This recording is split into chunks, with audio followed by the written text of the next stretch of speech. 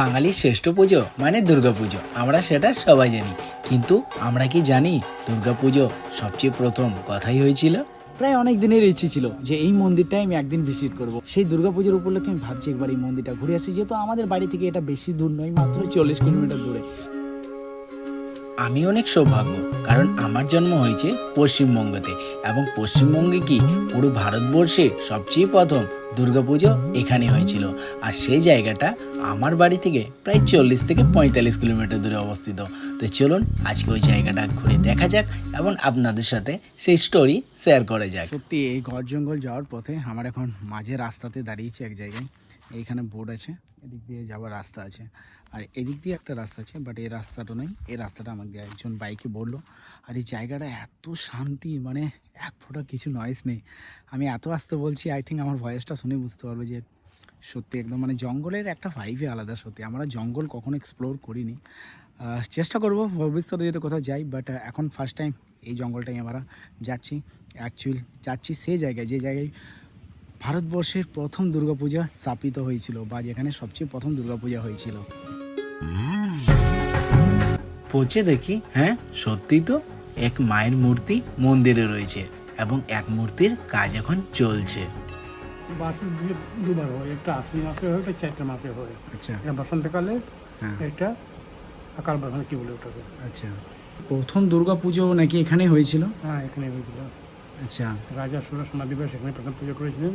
আচ্ছা তারপরে এখানে পুজো করার পরে একটা ঘর বানিয়েছিলেন। এই ঘরের মধ্যে 5-6টা মন্দির বানিয়েছিলেন, রাজবাড়ি ছিল।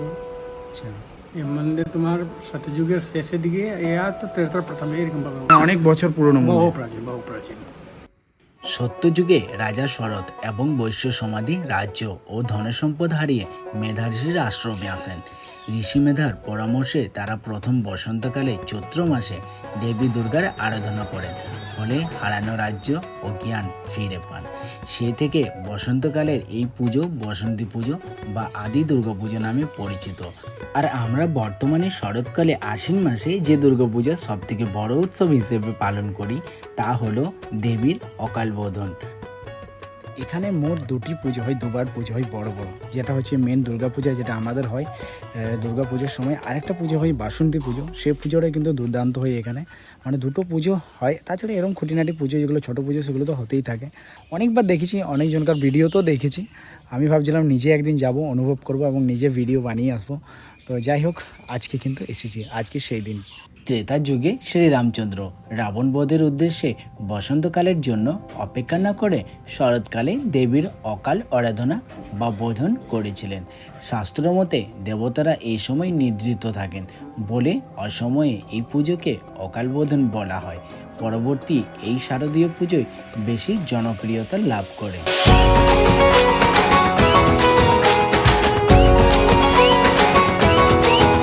আমরা এই জায়গাটা ঘুরে দেখলাম, খুব দুর্দান্ত শান্তিপ্রিয় জায়গা। কেমন লাগলো জায়গাটা? খুব ভালো। এক কথায় খুব ভালো, সত্যি বলছি, জায়গাটা দুর্দান্ত, কিন্তু শান্তিপ্রিয় জায়গা। আমাদের ওই বিজি পরিবেশ থেকে একটু যদি এদিকে ঘুরতে আসো, ওই ভক্তির সাথে আপনারা প্রাকৃতিক যে পরিবেশ সেটা অনুভব করতে পারবেন। এই হচ্ছে সেই আশ্রম, যে আশ্রমের রাজা নিজের রাজত্ব হেরে যাওয়ার পর এসেছিল, এবং এখানে যখন দেবীর আরাধনা করে তারপর আবার নিজের সে রাজ্য উনি ফিরে পেয়েছিলেন। আপনাদেরকে যদি এখানে আসতে হয়, তাহলে আপনাদেরকে সোজা দুর্গাপুর মুচিপাড়া রোড ধরে চলে আসতে হবে জয়দেব যাওয়ার যে রাস্তায়, এবং জয়দেব রাস্তা থেকে ডান দিকে কেটে আপনাদেরকে মাত্র 5 কিলোমিটার জঙ্গলের খুব দুর্দান্ত ভিউ দেখে পড়ে আপনারা পৌঁছে যাবেন এই, যেটা কি ভারতবর্ষের প্রথম দুর্গাপূজা হয়েছিল। তো ভিডিও কেমন লাগলো কমেন্ট করে অবশ্যই জানাবেন। ছোট্ট একটা ইনফরমেশন আপনাদের সঙ্গে শেয়ার করলাম, একটু স্টোরিটা জানাবার চেষ্টা করলাম, যেহেতু স্টোরি টেলিং আমি করি। তো চলুন দেখাবে আর অন্য কোনো ব্লগে, আজকের জন্য বাস এইটুকু, বাই।